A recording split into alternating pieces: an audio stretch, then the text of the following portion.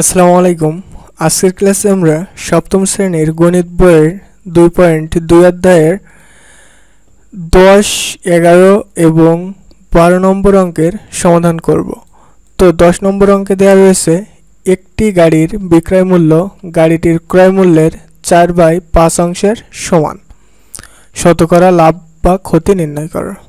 তো জাস্ট অল্প একটু আমাদের ক্লু দিয়েছে, আমরা এটা দিয়ে নির্ণয় করব। তো আমাদের ধরে নিতে হবে গাড়িটির ক্রয় মূল্য 100 টাকা, তাহলে গাড়িটির বিক্রয় মূল্য যেহেতু ক্রয় মূল্যের 4/5 অংশের, তো গাড়িটির বিক্রয় মূল্য আমরা ক্রয় মূল্য ধরেছি কত 100, তো 100 এর মানে গুণ 4/5 অংশ। তো 100 গুণ 4/5 যদি আমরা করি তাহলে আসে 100 গুণ 4/5, 100 গুণ 4/5, তো আসছে 80, তাহলে 80 টাকা। যদি গাড়িটির ক্রয় মূল্য 100 টাকা হয় তাহলে গাড়িটির বিক্রয় মূল্য 80 টাকা। তাহলে বিক্রয় মূল্য বেড়েছে যেহেতু 80 টাকা এবং ক্রয় মূল্য যেহেতু 100 টাকা, তাহলে আমরা জানি বিক্রয় মূল্যের চেয়ে যদি ক্রয় মূল্য কম হয় তাহলে ক্ষতি হয়। তাহলে ক্ষতি হয়েছে কত টাকা? ক্ষতি সমান সমান 100 মাইনাস 80 টাকা সমান 20 টাকা। তো আমাদের লাভ বা ক্ষতি নির্ণয় করতে হবে শতকরা। তাহলে যেহেতু 100 টাকায় হয়েছে তার মানে শতকরাও বের হয়েছে, তার মানে নির্ণয় ক্ষতি সমান 20%। এরপরে 11 নম্বর অঙ্কে রয়েছে একটি দ্রব্য 400 টাকায় বিক্রয় করলে যত ক্ষতি হয় 480 টাকায় বিক্রয় করলে তার 3 গুণ লাভ হয়। দ্রব্যটির ক্রয় মূল্য নির্ণয় করো। তাহলে একটি দ্রব্য 400 টাকায় বিক্রয় করলে যত ক্ষতি হয় 480 টাকায় বিক্রয় করলে তার 3 গুণ লাভ হয়। দ্রব্যটির ক্রয় মূল্য আমাদের নির্ণয় করতে হবে। তাহলে মনে করি দ্রব্যটির ক্রয় মূল্য ক টাকা, তো এটা আমরা ধরে নিয়েছি। তাহলে 400 টাকায় বিক্রয় করলে ক্ষতি হয়, তাহলে ক মাইনাস 400 টাকা। তো ক্ষতি হলে ক্রয় মূল্য থেকে বিক্রয় মূল্য বাদ দিতে হয়। তাহলে বিক্রয় করেছে 400 টাকায়, ক্রয় করেছে ক টাকায়, তাহলে ক মাইনাস 400 টাকা। আবার 480 টাকায় বিক্রয় করলে লাভ হয়, তাহলে 480 মাইনাস ক, অর্থাৎ বিক্রয় মূল্য থেকে যে লাভ হয় তাহলে কি করতে হয়? বিক্রয় মূল্য থেকে ক্রয় মূল্য বাদ দিতে হয়। তো এটা জাস্ট দুইটা সমীকরণ। এখন প্রশ্ন মতে যেহেতু এখানে 480 মাইনাস ক আর এখানে 3 গুণ ক মাইনাস 400, যেহেতু এখানে বলেছে কি 3 গুণ লাভ হয়, তো প্রথমে একদিকে আমাদের 480 মাইনাস ক হবে অর্থাৎ লাভ করলে, এবং দ্বিতীয় কত হবে 3 গুণ, তাহলে 3 এর সাথে ক মাইনাস 400 গুণ হবে। তাহলে এই হচ্ছে আমাদের সমীকরণ। তো 480 মাইনাস ক যা আছে তাই বসিয়ে দিলাম সমান 3 আর ক গুণ করলে 3 ক, আর 3 এর সাথে 400 গুণ করলে 3 4 1200। তো এই লাইনে জাস্ট এটা cos 3 এর সাথে ক মাইনাস 400 গুণ করেছি।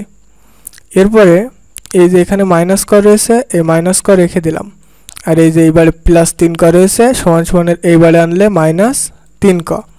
এখানে যে মাইনাস 1200 রয়েছে মাইনাস 1200 রয়েছে, এখানে যে 480 রয়েছে প্লাস সমান সমানের এইবারে আনলে 480 মাইনাস হয়ে যায়।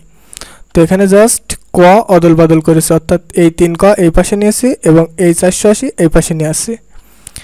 তো মাইনাস 3 ক আর মাইনাস ক এই দুটা যদি আমরা যোগ করি তাহলে 3 ক আর ক 4 ক, দুইটার আগে মাইনাস থাকলে আমরা জানি যোগ হয় কিন্তু তার আগে মাইনাস হয়, তো মাইনাস 4 ক সমান 1200 আর 480, তাহলে 12 আর 4 16, 1680, দুইটার আগে মাইনাস রয়েছে তাহলে মাইনাস 1680।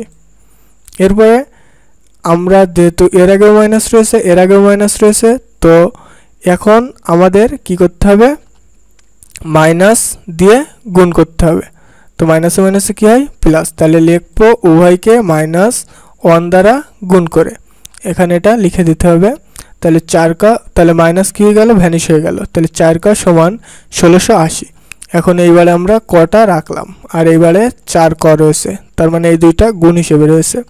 তো আমরা এটাকে এই পাশে নিয়ে আসলে ভাগ হয়ে যাবে, তো 1680 ভাগ 4, তো 4টা আমরা এবার এনে ভাগ করে দিই, তো 1680 মাইনাস 4 হয় 1680 ভাগ 4, তো আসছে 420। তাহলে ক সমান 420, অর্থাৎ কর মান কি ধরেলাম, দ্রব্যটির ক্রয় মূল্য। তাহলে দ্রব্যটির ক্রয় মূল্য কত, 420 টাকা। এখানে দ্রব্যটির ক্রয় মূল্য নির্ণয় করতে হচ্ছিল। তো আশা করি অঙ্কটা বুঝেছেন, না বুঝলে আরেকবার রিপ্লে দেখে নেবেন। 12 নম্বর অঙ্কে রয়েছে একটি ঘড়ি 625 টাকায় বিক্রয় করলে 10% ক্ষতি হয়, কত টাকায় বিক্রয় করলে 10% লাভ হবে? তো একটি ঘড়ি 625 টাকায় বিক্রয় করলে 10% ক্ষতি হবে, তাহলে আমাদের 10% লাভ করতে ঘড়িটি কত টাকায় বিক্রয় করতে হবে সেটা নির্ণয় করতে হবে।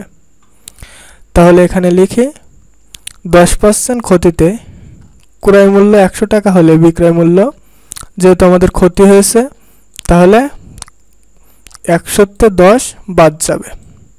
তো 100তে 10 যদি আমরা বাদ দিই তাহলে হয় কত, 90 টাকা। তাহলে 10% ক্ষতিতে ক্রয় মূল্য যদি 100 টাকা হয়, বিক্রয় মূল্য হবে 90 টাকা।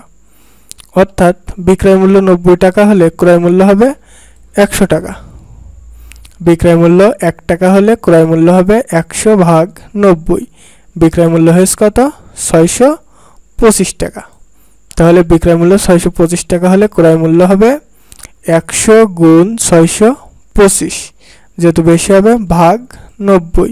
তো 100 গুণ 625 ভাগ 90 যদি আমরা করি তাহলে আসে 100 গুণ 625 ভাগ 90, তো আসছে কত, 694.44। তো 694.44 টাকা এর ক্রয় মূল্য। এখন যেহেতু আমাদের নির্ণয় করতে হবে কি 10% লাভ হবে কত বিক্রয় করলে, তাহলে আমাদের বিক্রয় মূল্য বের করতে হবে। তাহলে 10% লাভে ক্রয় মূল্য 100 টাকা হলে বিক্রয় মূল্য হবে কত, তাহলে আমাদের 10 টাকা লাভ করতে হবে। 100 টাকা একটা জিনিস কিনে 10 টাকা লাভ করতে হবে। তাহলে 100 যোগ 10 সমান 110 টাকা। তাহলে ক্রয় মূল্য 100 টাকা হলে বিক্রয় মূল্য হবে কত, 110 টাকা। অর্থাৎ একটা জিনিস যদি আমরা 100 টাকায় কিনি তাহলে বিক্রয় করতে হবে কত, 110 টাকা, যদি আমাদের 10% লাভ করতে হয়। তাহলে ক্রয় মূল্য 1 টাকা হলে বিক্রয় মূল্য হবে 110 ভাগ 100 টাকা। এখন ঘড়িটির ক্রয় মূল্য কত ছিল, 694 টাকা। তাহলে ক্রয় মূল্য 694.44 টাকা হলে বিক্রয় মূল্য হবে, তাহলে অবশ্যই বেশি হবে। তাহলে 110 গুণ 694.44 ভাগ 100। তো আমরা যদি 110 গুণ 694.44 ভাগ 100 করি তাহলে আসে 110 গুণ 694.44 ভাগ 100, তো 763.88। তো 10% লাভ করতে হলে আমাদের 763.88 টাকায় ঘড়িটি বিক্রয় করতে হবে, অর্থাৎ ঘড়িটির বিক্রয় মূল্য হতে হবে 763.88। তো আশা করি 10, 11, 12 এই তিনটা অঙ্ক আপনারা বুঝেছেন। তো এর ইন্ড স্ক্রিন অর্থাৎ এই ভিডিও শেষে আপনারা 13, 14, 15 নম্বর অঙ্কের সমাধান পেয়ে যাবেন। যাদের প্রয়োজন অবশ্যই দেখে নেবেন। এছাড়াও টোটাল যে সপ্তম শ্রেণীর গণিত বইয়ের টোটাল সলিউশন এই চ্যানেলে দেওয়া রয়েছে। যাদের প্রয়োজন প্লেলিস্ট আকারে প্রত্যেকটা অধ্যায় আলাদা আলাদাভাবে ভাগ করে দেওয়া রয়েছে। তো যাদের প্রয়োজন অবশ্যই দেখে নেবেন। আসসালামু আলাইকুম, থ্যাঙ্কস এভরিওয়ান। অবশ্যই চ্যানেলটি সাবস্ক্রাইব করে রাখবেন নতুন নতুন আপডেট পেতে।